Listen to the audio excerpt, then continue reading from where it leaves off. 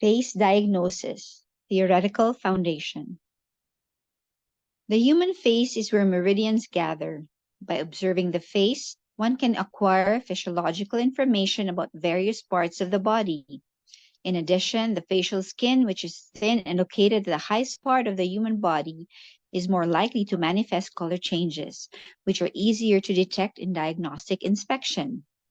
After extensive medical practices over a long period, traditional Chinese medicine has gradually come to the realization that the human body is an integrated organic whole with the five Zhang organs at the center.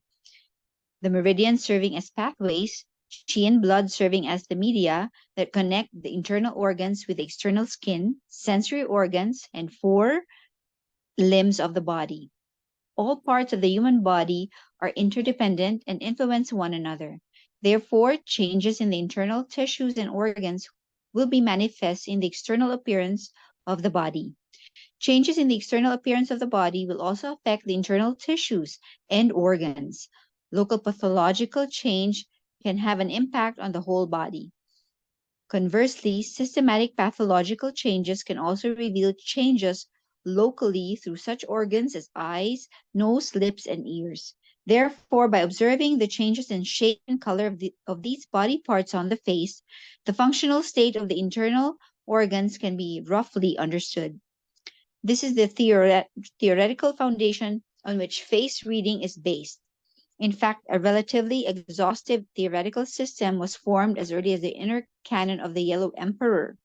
As the classic puts it, look at the external appearance and you know the internal organs and thereby what the ailment is. Although physical changes often take place gradually, which is a slow process that is hard to detect, there are always clues you can find. It is important then to keep an eye on the sensory organs on the face in order to detect the subtle changes that are taking place and discover the cause of the disease, which in turn will help prevent the onset of an illness and avoid the worsening of the disease.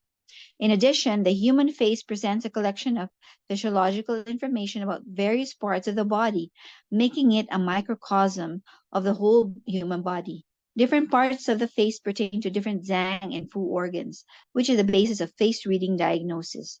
The distribution of the Zhang and Fu organs in the face is derived from the theories stated in the inner canon of the Yellow Emperor of Zhangshang.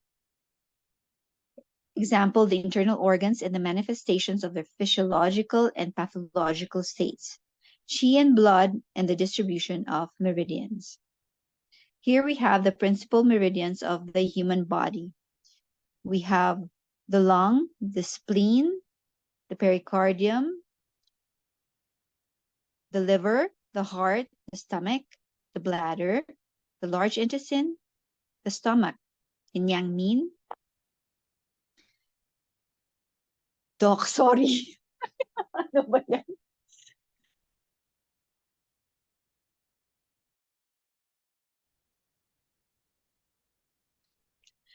The principal meridians of the human body. Taiyin, lung meridian of the hand.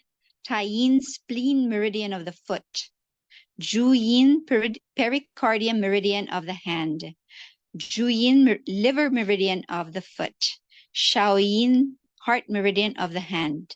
Taiyang, small intestine meridian of the hand. Taiyang, bladder meridian of the foot. Yangming, large intestine meridian of the hand. Yangming, stomach meridian of the foot. Shaoyang Sanjiao, meridian of the hand. Shaoyang gallbladder meridian of the foot. The parts of the face pertaining to viscera of the human body. 1 to 15, from the chest, the head and the face second, the liver is the third, the lungs, the fourth, gallbladder, the fifth, the heart, the sixth, the large intestines, the seventh, upper limbs, the eighth, kidneys, 9, small intestines, 10, lower limbs, the 11, stomach, 12, spleen, 13, bladder is the 14th, and the uterus, the 15th. Thank you for your attention. We discuss interviewing sleep. Genuine insomnia is always caused by an imbalance involving disruption of the Shen. A good night's sleep depends on the Shen being anchored. This requires that blood and yin are strong enough to hold it down and that Shen is not activated and agitated by heat. It is important to distinguish between genuine insomnia and insomnia that is caused by other factors, such as the person being woken by, for example, pain, coughing, children, noisy neighbors, bedroom temperature, changing night shifts, coffee, tea, or energy drinks.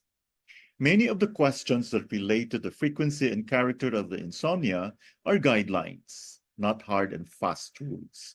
As always, multiple patterns are often present simultaneously. An acute condition of insomnia that has arisen recently will usually be due to liver qi stagnation, liver fire, food stagnation, or excess heat. Chronic insomnia will probably be related to yin deficiency or blood deficiency, but excess heat can also be relevant. Blood deficiency will usually manifest with a person having difficulty falling asleep. The person can also have difficulty remaining asleep. They may well feel that they do not sleep deeply and that they dream a lot. If they wake during the night, their mind will not be restless or full of thoughts, but they will often just lie awake. They may even be unsure in the morning if they are awake or not, or for how long, because the mind was not active whilst they were awake. People who wake after they have fallen asleep and have a restless mind or lucid thoughts will probably be yin deficient and have heat from liver qi or food stagnation or some form of fire. Liver qi stagnation or liver fire patterns can be characterized by the person waking between 2 a.m. and 4 a.m. and having difficulty falling asleep again. Usually, a person who wakes early in the morning and cannot fall asleep again has some form of heat or heart and gallbladder qi deficiency. Difficulty falling asleep or waking too early can also indicate an imbalance in the extraordinary channels, yin chao mai and yang chao mai. The more heat that there is, the more restless and unstable the sleep will be. This is because heat activates and agitates Shen. The heat can be deficient or excess in nature. The heat will also agitate the Hun so that there may be dream disturbed sleep or many nightmares. Nightmares are also seen in heart and gallbladder qi deficiency. If sleep is affected by stress or the person's emotional condition, this is usually an indication that there is liver qi stagnation or liver fire. Stress and too much mental activity can also worsen a condition of heart insufficiency or heart blood deficiency because the condition of stress will consume yin and blood whilst also generating heat. It will be harder to sleep if they work or play on the computer late in the evening or if they go to bed too late. Insomnia caused by food stagnation is closely linked to what they eat, how much they eat, and at what time they eat. Insomnia, that is a manifestation of heart and kidney insufficiency, can often be accompanied by palpitations, mental agitation, or anxiety. Palpitations can also be seen when there is heart fire. So we have here the significance of each types of insomnia. For acute insomnia, this signifies liver qi stagnation, liver fire, food stagnation, excess heat. Difficulty falling asleep but otherwise sleeps well would indicate heart blood deficiency, heart insufficiency, liver qi stagnation, disharmony of yin chao mai and yang chao mai. Wakes up frequently during the night would mean yin deficiency, blood deficiency, food stagnation, or heat. Restless sleep with many dreams would signify food stagnation or heat. Wakes up early without being able to fall asleep again is gallbladder and heart qi deficiency, liver qi stagnation, heat, disharmony of yin chao mai and yang chao mai. Nightmares and violent dreams means liver or heart heat fire. Waking up when stressed or under emotional pressure is liver qi stagnation heat. Insomnia with palpitations would signify heart yin deficiency, heart blood deficiency, heart fire. Difficulty sleeping late, difficulty sleeping after late meals or eating certain foods is food stagnation. Thank you for your attention. Let's proceed to five-phase or Wu-stream theory with the relationships between the five phases. The five phases succeed each other in cycles, acting upon each other in fixed ways. Two cyclical relationships are held to exist among the five phases, an engendering or the Shang cycle and a controlling or the Ku cycle. Both of these cycles are deemed to be natural and necessary. Without engenderment, there is no life. Without control, things can become excessive. The engendering cycle. This is the cycle whereby the phases are believed to proceed in order to generate each other in an orderly sequence. The natural action or movement of one phase fosters the growth or waxing of the next. Thus, wood engenders fire, fire engenders earth, earth engenders metal, metal engenders water, and water engenders wood. This cycle is also known as the mother to son relationship, with the engendering phase acting as mother to the next pertaining to the son. Now, the controlling cycle. The cycle follows the sequence in which the phases suppress, control, or inhibit each other. In this sequence, wood controls earth controls water, water controls fire, fire controls metal, and metal controls wood. Thus, all phases stand in relationship to the others in one of the four ways: engendering, being engendered, controlling, and being controlled. It follows that the state of one phase in the system is always dependent on the condition of the others. If viewed as aspects of an organic whole, the actions of control and engenderment exerted by each of the phases add up to maintain a dynamic balance. Here is an illustration of the five phases, the engendering and controlling cycle. Water engendering wood, wood engendering fire, fire engendering earth, and earth engendering metal. And wood controlling fire, fire controlling metal, metal controlling wood, and wood controlling earth.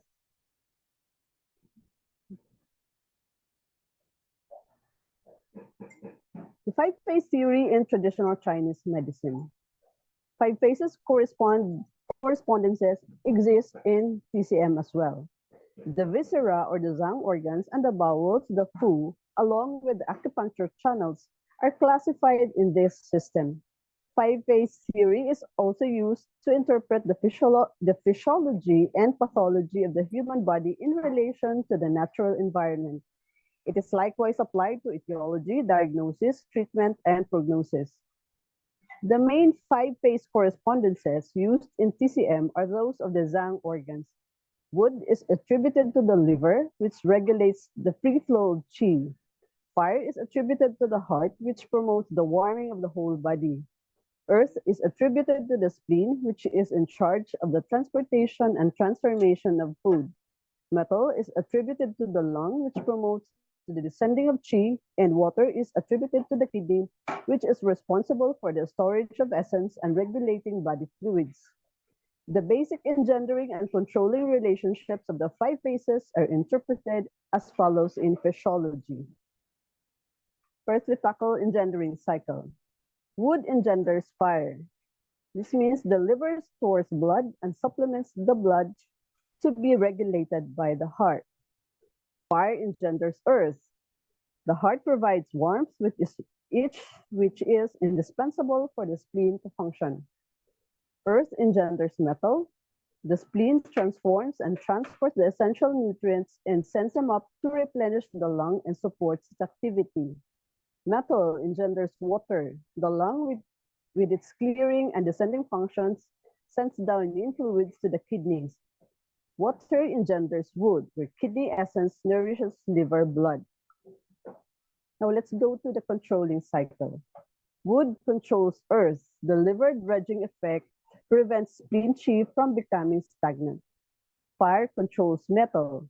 The upward and outward movement of heart fire prevents lung qi from descending excessively. Earth controls water. The action of transportation of the spleen prevents the fluids controlled by the kidney from overflowing. Metal controls wood. The clearing and descending action of the lung counteracts the ascent of liver qi. Water controls fire. The action of transportation of the fire Kidney yin flows upward to nourish heart yin, thus restricting heart yang. Thank you for listening. Let's discuss diagnosis according to Sandiao theory, the kidney heat. If evil heat is not expelled or is treated improperly or inadequately, the heat can damage the kidney yin. This will result in kidney yin deficiency heat symptoms and signs. This level corresponds to the Xiaoyin heat stage in diagnosis according to the 6 stages. Etiology. Exposure to exogenous evil heat that has injured the kidney yin. Symptoms and signs, there is irritability, insomnia, night sweats, mental restlessness, palpitation, malar flush, evening fever, dryness of the mouth, especially at night, dark and scanty urine, red tongue without clothing. The tip of the tongue is the most red, rapid and fine pulse. Key symptoms, there is night sweat, insomnia, dry mouth, red tongue without coating. Treatment principle, nourish kidney yin. Acupuncture points, we have to choose from kidney 3, kidney 6, kidney 7, REN 4, spleen 6, UB23, and UB52.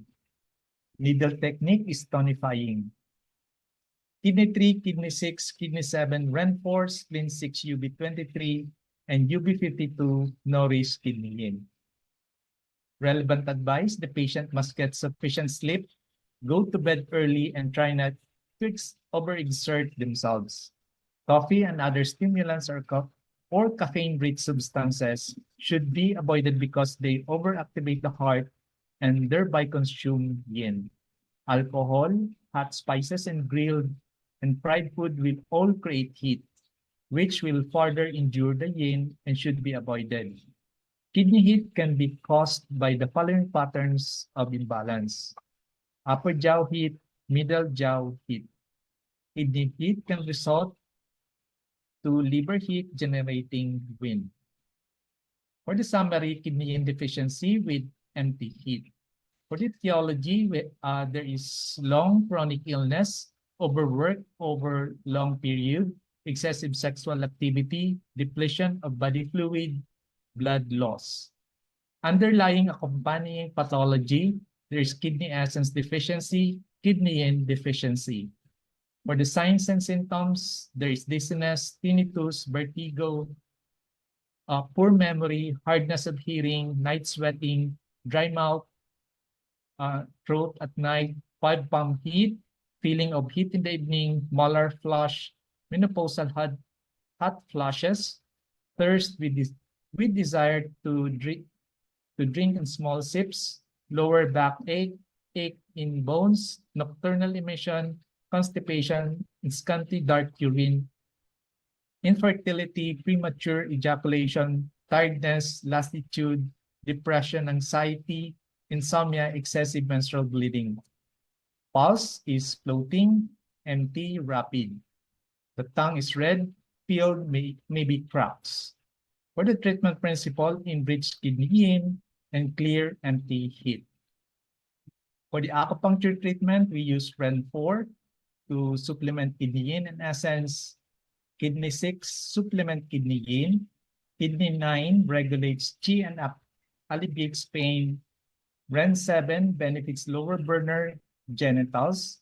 Heart 6 clears empty heat, stop night sweats. Lung 7 with kidney 6 open REN vessel. Kidney 3 supplements kidney yin and essence. Kidney 10 benefits kidneys. Spleen 6 supplements yin. Kidney 2 clears empty heat. So we needle with supplementation. Thank you for your attention. Let's go to Zhang Viscera. The topic is spleen physiological functions, part 2. Raising of the clear. This is a characteristic function of the spleen and refers to both raising clear qi upward and stabilizing the internal organs in their original locations. Controlling the raising up of the clear. Here, the clear means the nutrients that are extracted from drink and food, and raising the clear means propelling them upward and distributing them. After food and drink have been digested by the stomach, the spleen extracts the nutrients and, through its function of raising the clear, delivers them upward to the heart and the lung, and thence to the entire body. If this function of the spleen is normal, all the internal viscera and tissues will obtain enough nutrients and function well. If it is abnormal, there may appear such symptoms as dizziness, blurred vision, and fatigue. If clear yang fails to ascend, the clear and the turbid may remain intermixed and sink downward. This may be manifested by such symptoms as spermaturia, vaginal discharge, abdominal distension, and diarrhea. Stabilizing the normal locations of the various organs. All the visceral organs have their own normal fixed locations, and this location for each organ is dependent upon the spleen's ability to raise the clear. The reason behind this is that the muscles, ligament, and fasciae that hold and support the internal organs in their locations also depend upon nourishment by nutrients transported and distributed by the spleen. If spleen chi does not rise but actually sinks, then the stomach, the liver, and the kidney may all become ptotic, and the uterus and the rectum may prolapse. Clinical experience suggests that the degree of ptosis or prolapse of these organs is proportional to the degree of spleen deficiency. Thus, the function of spleen chi in raising the clear and the function of the spleen in transforming and transporting are interconnected and mutually supportive under both normal and abnormal conditions. Commanding blood flow. This function indicates that the spleen participates in controlling blood and causing it to circulate only in its proper passages and not outside them. In reality, this function reflects the governance of blood by spleen chi. Because the spleen is the source of the growth and development of chi in blood, if spleen chi is abundant, then the fullness of chi and blood in the body can be assured, and chi is able to command blood to flow within its vessels without extravasation. But if spleen chi is deficient, it is unable to command blood. Blood can then flow outside of its vessels, leading to such manifestations as hematochezia, or blood in the feces, hematuria, or blood in the urine, metorrhagia, uterine bleeding, and purpura, or bleeding under the skin. Common features shared by these manifestations are longer duration of bleeding, a light color to the blood, and bleeding in the lower parts of the body. In clinical practice, these conditions are often treated by the method of invigorating the spleen to augment chi. Thank you so much for your attention. Diagnosis according to the Zhangfu organ patterns, heart, shui stagnation. Heart shu stagnation is characterized by cardiac pain and pain in the chest. Only this pattern and blocked heart vessels manifest with cardiac pain. Heart chi stagnation and phlegm stagnation will manifest with a tight and a heavy oppressed sensation in the chest, respectively. Heart shui stagnation can be a purely shi pattern and a combined shu and shi pattern, depending on the underlying pathology. The etiology is heart shui stagnation can arise from the chronic heart imbalance patterns, especially qi stagnation, cold, and phlegm. Shu patterns such as heart shui shu or heart yang shu can also be causes of heart shui stagnation. Symptoms and signs: piercing or stabbing chest pains or cardiac pain, tightness in the chest, palpitations, pain or tingling sensation on the left arm, cold hands, shortness of breath, matte and purple facial complexion. The face can be wide when there's acute pain, blue or purple lips, purple tongue, purple or swollen sides in the front third of the tongue, swollen purple sublingual veins, choppy or wiry pulse. The pulse can be knotted. Key symptoms are cardiac pain, chest pain, blue or purple lips. Treatment principle would be to invigorate the heart shui. Acupuncture points is to choose from heart 5, pericardium 4, pericardium 6, UB14, UB15, UB17, spleen 10, REN 17, and REN 14. The needling technique should be spreading or tonifying, depending on whether there is a shu or a shi condition. Moxa can be used. The explanation is heart 5, pericardium 4, pericardium 6, REN 14. Bladder 14 and bladder 15 invigorate heart shui. Spleen 10 and UB 17 invigorate shui. Ren 17 invigorate qi and shui in the upper jiao. See the relevant advice in the sections dealing with the underlying patterns of the imbalance. Heart shui stagnation can be caused by the following patterns of imbalance: heart shui shu, heart yang shu, phlegm, heart qi stagnation, liver qi stagnation. Heart shui stagnation can result in the following pattern of imbalance: phlegm, heart blood stasis. The etiology is prolonged anxiety, poor diet. Underlying our accompanying pathology: heart yang deficiency, heart blood deficiency, phlegm obstruction. Possible presenting conditions: angina pectoris, coronary heart disease, myocardial infarction. The signs and symptoms would be dull pain and oppression in the chest anterior to heart, tiredness and fatigue, palpitations, attacks characterized by gripping, stabbing, or pricking chest pain may radiate to the shoulder or down inner arm. There may be constriction of chest, green, blue, or purple cyanosis of lips and nails, cold lips. The pulse would be knotted, wiry, or choppy. The tongue would be purple. Treatment principle would be to rectify and quicken the blood and transform stasis. Calm Shen, warm, and supplement heart yang. Acupuncture treatments. P6, which regulates heart blood and opens the chest. P4, accumulation point, which stops heart pain. Bladder 14, which regulates heart blood. Bladder 17, with moxa, is the gathering point for blood.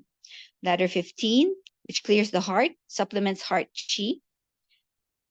Needle with even method. There's also heart 17, supplements and pacifies the mind. Ren 17, which regulates qi and blood. Spleen 10, which regulates the blood. Kidney 25, which moves qi and blood in chest. Ren 14, which clears the heart. Again, needle with even method. Thank you for your attention.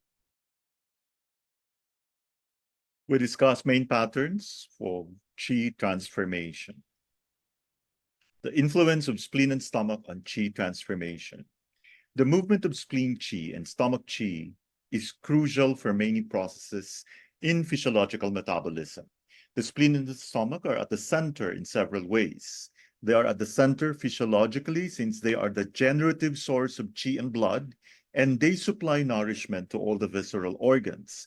They are at the center anatomically since they are located in the middle jiao, where many physiological activities and qi on many specific missions converge. Hence, normal spleen and stomach functions affect the direction of qi movement and are crucial for the proper physiological functioning of the body. The spleen and the stomach serve as the pivot for qi transformation in the body. In their physiological capabilities, the spleen and the stomach complement each other. The spleen is a yin organ. Its qi ascends and it sends the essential nutrients from drink and food upward to the lung and the heart, where they are further transformed into qi and blood. The stomach is a yang fu organ. Its qi descends and it sends chyme from drink and food downward to the small intestine, where it is a source of body fluids and it maintains normal digestion. Thus, the ascent-descent of spleen qi and stomach qi is crucial in the production of qi and blood and for the harmonious crossing of qi in the middle jiao. As the plain question states, drinks enter the stomach. They are churned and their essential qi is extracted. Essential qi is then carried to the spleen and further distributed by the spleen qi. It goes up to the lung where it regulates the water passages and goes down to the bladder. In this way, water essence is distributed throughout the body and the meridians. In pathology, if spleen qi fails to ascend, the pure essences cannot be transported upward to the lung and the heart to generate qi and blood. Abdominal distension and diarrhea will result. If the diarrhea persists, both qi and blood may become deficient. When spleen qi fails to ascend, it becomes trapped below, and this may cause ptosis or prolapse of such organs as the stomach, the liver, the kidney, the uterus, the vagina, and the rectum. If stomach qi fails to descend, chyme cannot be delivered to the intestines. When stomach qi fails to descend, it may also rise abnormally, and this may cause nausea, hiccup, eructation, and vomiting. As the plain question states, if clear qi is trapped below, there will be diarrhea. If turbid qi rises abnormally, there will be abdominal distension. Influence of lung and liver on qi transformation. In Chinese medicine, there is a saying, liver qi ascends on the left and lung qi descends on the right. Left and right are not used anatomically, however, but in the context of the theory of the five elements, wood, liver on the left, and metal, lung on the right. The liver is in the lower jaw, and its qi ascends and extends. The lung is in the upper jaw, and its qi purifies and descends.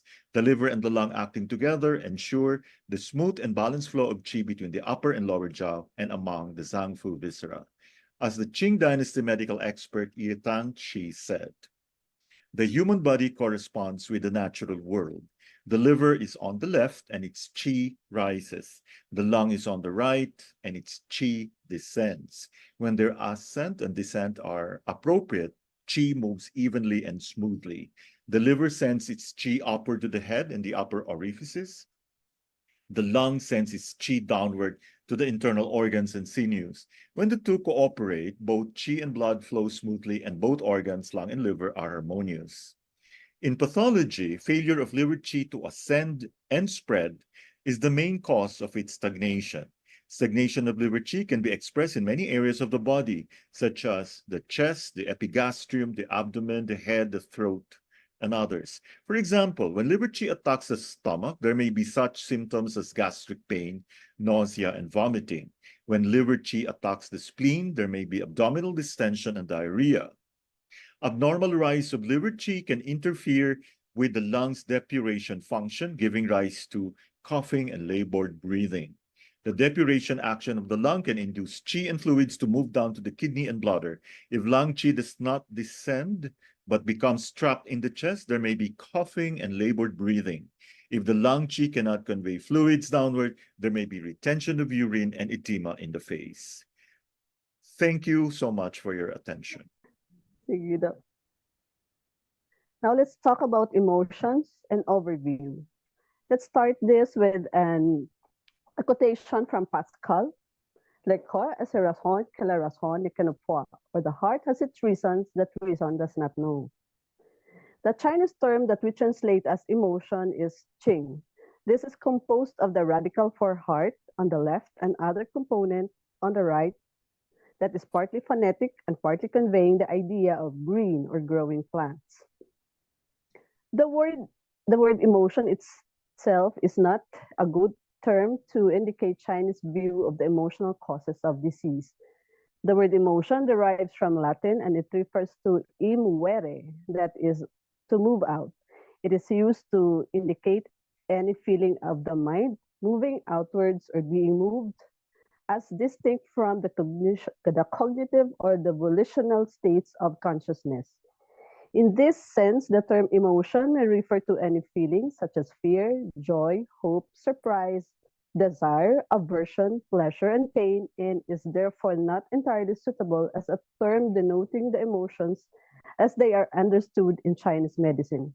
In fact, emotions are considered in Chinese medicine as causes of disease, and some of the emotions just mentioned, example surprise, are not causes of disease. It is interesting to note that the word used to indicate a suffering of the mind, as they are in Chinese medicine, originally was passion rather than emotion. The word passion derives from the Latin verb patire, which means to suffer, and it would therefore be a better translation of the Chinese word qing in the context of emotion as causes of disease. The word emotion replaced passion in the time between Descartes and Rousseau between 1650 and 1750. The former used the word passion and the latter the word emotion. The word passion would convey the idea of mental mental suffering better than emotion, also because it implies the idea of something that is suffered, something that we are subject to. Indeed, feelings such as sadness, fear, anger becomes causes of disease when they take over our mind, when we no longer possess them, but they possess us. Indeed, the expression most Chinese books use to describe the stimulation or excitation produced by the emotions as qi ji, in which qi contains the radical for water and means to swash or surge as a wave does it. As a wave does, it denotes the surge of emotions like a wave that carries us away. Emotions are mental stimuli that influence our affective life. Under normal circumstances, they are not a cause of disease. Hardly any human being can avoid being angry, sad, aggrieved, worried, or afraid of some at some time in his life or her life. For example, the death of a relative provokes a very natural feeling of grief. Emotions become causes of disease only when they are long lasting or very intense. It is only when we are in a particular emotional state for a long time, as in months or years, that this state becomes a cause of disease. For example, if a particular family or work situation makes us angry and frustrated in an ongoing way, this will affect the liver and cause an internal disharmony. In few cases, emotions can become a cause of disease in a very short time if they're intense enough. Shock is the best example of such a situation. Thank you for listening.